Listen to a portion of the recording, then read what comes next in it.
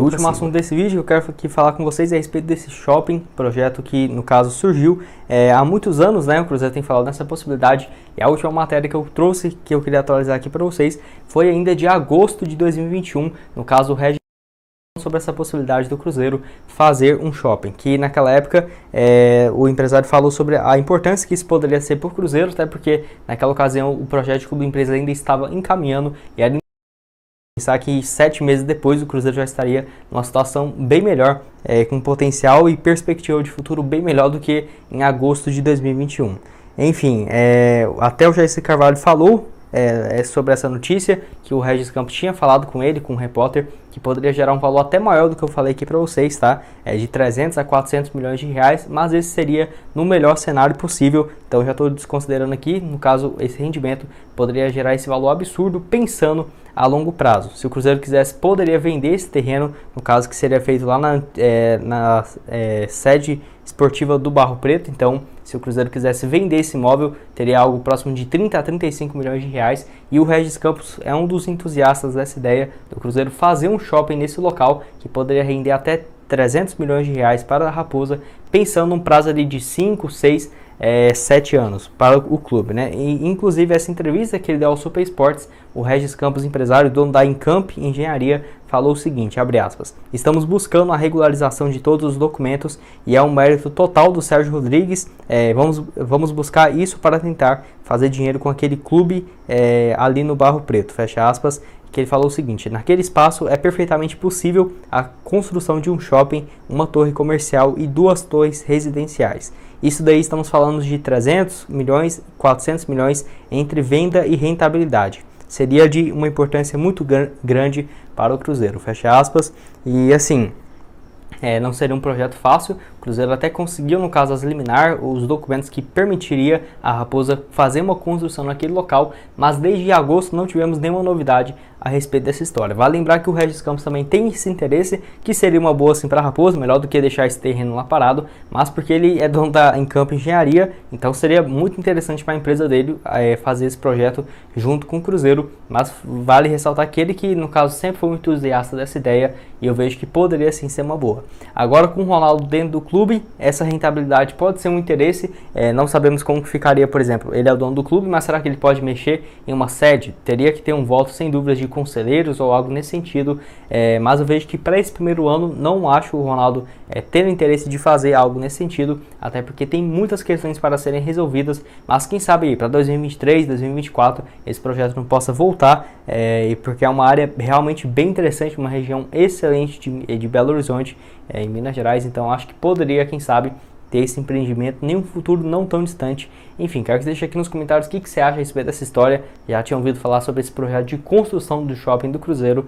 Enfim, estou curioso para saber a sua opinião aqui nos comentários. Continuidade aqui no vídeo, quero falar com vocês sobre o Renato Kaiser. E será que ele vai continuar, ou será que ele vai render algum dinheiro aqui para o Cruzeiro? Lembrando que ele vai ser negociado com Fortaleza, estava no Atlético Paranaense, vai ser negociado por algo próximo de 8, 9 milhões de reais. Notícia que surgiu nessa última semana e que já está praticamente sacramentada, tá? Enfim, muitos me perguntaram se o Cruzeiro poderia ficar com um percentual, não pelo mecanismo de solidariedade da FIFA ou algo nesse sentido, já que é uma transferência nacional, então os times não recebem, tá, essa taxa. O Cruzeiro só ficaria se o Renato Kaiser fosse negociado para o exterior, já que o Renato Kaiser completou seu 22º e 23º aniversário aqui na Raposa, mas não vem ao caso.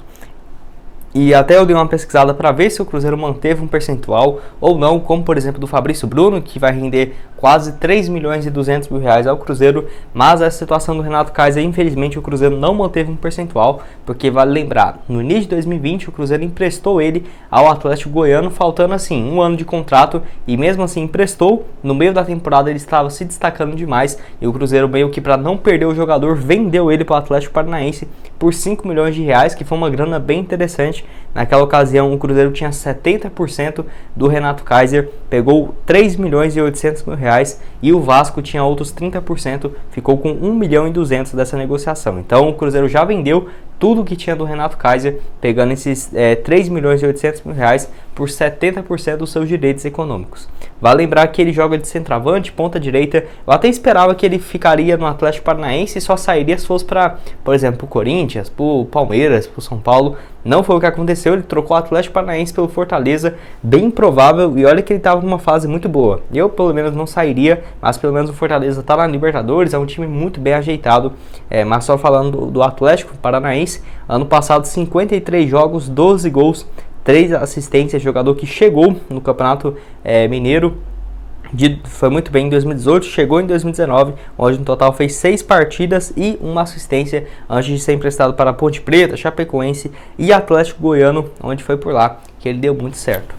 Dando continuidade aqui no vídeo, quero falar com vocês sobre um jogador que foi uma sugestão de um inscrito aqui do canal, que eu quero inclusive dar os créditos, né, para a pessoa que no meu vídeo de ontem de manhã ele perguntou, no caso o Jonathan Araújo, valeu demais Jonathan, perguntou se o Frank Castaneda, acho que é isso, tá, colombiano que jogava no Xerife, se ele seria uma boa opção ou não. Enfim, é um cara que realmente está livre de contrato, tá, da equipe lá do Xerife, no caso, se eu não me engano, esse time aqui é da Armênia, tá? Alguma coisa nesse sentido, assim, bem diferente mesmo do país, mas é um time que direto está na fase de grupos da Champions League, já enfrentou o Real Madrid e tudo mais, e foi perguntado se ele seria uma boa opção ou não. Eu confesso para vocês que eu não conhecia esse jogador, tá? Ele já está um pouco mais do que 3 anos no futebol do Xerife, e você vê que é um cara que tem altos e baixos na carreira, ainda mais por ser um ponta, nunca teve números assim de 15, 20 gols numa temporada, mas sempre tem mantido uma média. Para você ter uma ideia, a melhor temporada dele, que ele foi especulado até mesmo, eu olhei alguns portais, foi uma temporada muito atípica na temporada de 19 e 2020, onde pelo Xerife ele fez 40 partidas e, por incrível que pareça, 29 gols marcados. Essa é uma temporada totalmente atípica, que ele jogou como um segundo atacante, mas nos outros anos ele tem jogado um pouco mais como um ponta esquerda. Na temporada passada, 21 jogos, 10 gols. Nesse ano, 12 partidas, 2 gols marcados e uma assistência. É um atacante e ponta de 1,72 m, 27 anos de idade, que surgiu aqui no futebol da América Latina em um time chamado Orson Março, eu acho que é isso, da Colômbia, time bem pequeno mesmo, teve destaque lá até chegar ao FK Senica, time da Sérvia, ficou 3 anos antes de chegar ao Xerife.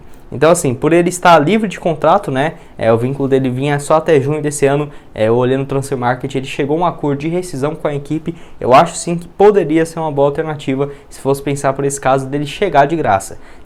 Teria que ver também porque não seria barato, por exemplo, a questão financeira. Acho que para ele ganhar seria no mínimo ali uns 150, 160 mil por mês. Será que compensaria trazer um jogador totalmente diferente, né? O cara colombiano que está nos últimos 6 anos no futebol europeu em alguns times intermediários, mas eu acho que valeria sim essa aposta. Cruzeiro que deve trazer pelo menos mais um ponta, tá?